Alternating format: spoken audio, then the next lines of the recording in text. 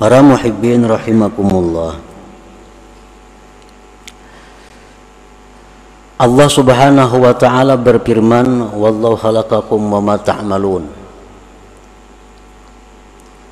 Allah yang menciptakan kamu dan menciptakan segala perbuatan kamu. Itu Al-Quran. Bila mana kita belajar tauhid sifat 20 umpamanya atau yang lebih tinggi daripada itu, kita mengenal tauhid af'al. Nah, kita mengenal tauhid af'al. Arti tauhid af'al itu apa? Mengesahkan perbuatan-perbuatan. Maksud mengesahkan perbuatan-perbuatan itu apa?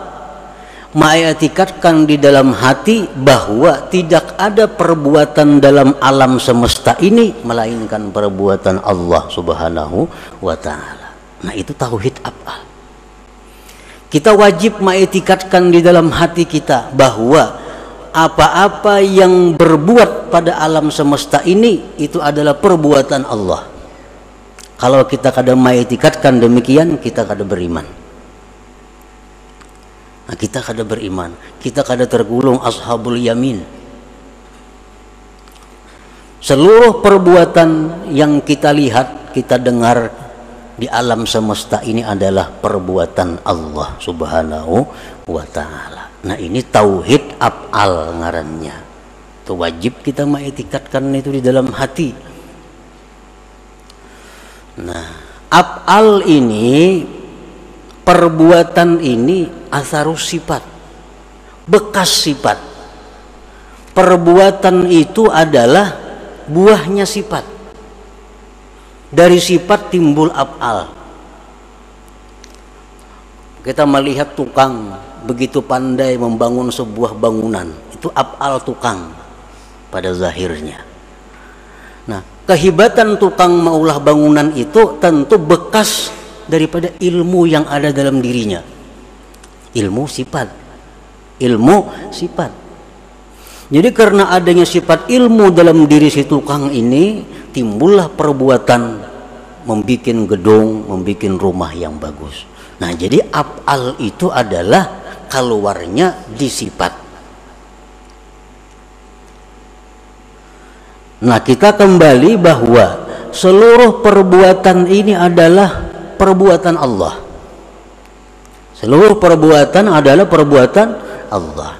Dan perbuatan Allah itu, fi'il Allah itu bekas dari sifat Allah. Bekas dari sifat Allah. Dan sifat Allah itu banyak.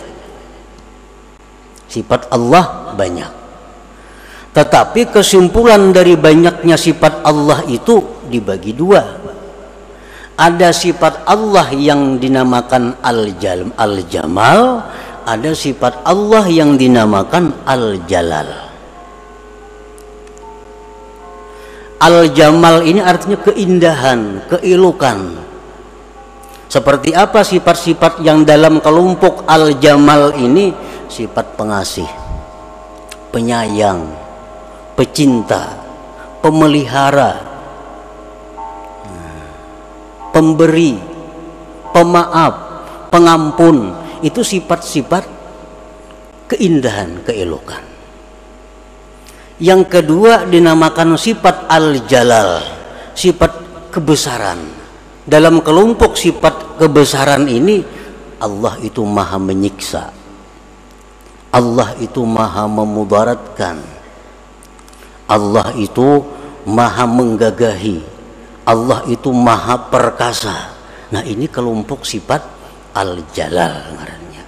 Jadi seluruh perbuatan-perbuatan yang ada kita lihat ini, itu kada lepas daripada antara dua. Bisa Al-Jalal, bisa Al-Jamal. Bisa keelokan, bisa kebesaran. Nah, para muhibbin rahimakumullah, kalau kita melihat manusia, nah, manusia ini orangnya penyayang, pemaaf, tutur katanya lembut, dikawani nyaman, dikawani kadesuh membahas. Nah, ini adalah bekas daripada jamal, keindahan Allah. Ada kan kita bisik manusia nangka itu? Pasti ada. Manusia-manusia yang tutur katanya lembut, orangnya pemurah, orangnya penyayang, orangnya kada penyinggungan, orangnya kada pengarasan, orangnya kawa diatur. Ada kada manusia macam itu? Ada. Nah, ini adalah sifat-sifat yang nampak pada orang itu, sifat keilukan Allah. Nah, kalau kita berhadapan dengan sifat keelukan ini, kita dengan mudah ridha kepadanya, senang, dengan mudah ridha kepadanya. Tetapi kita kadang-kadang ada berhadapan dengan perbuatan-perbuatan makhluk Allah yang merupakan sumbernya dari jalal kebesaran Allah. Orangnya kasar, salah sedikit tersinggung, salah sedikit bisa kada memberi, salah sedikit bisa menghantam. Ada kada manusia macam itu? Ada. Kada kawat salah kalau amuk.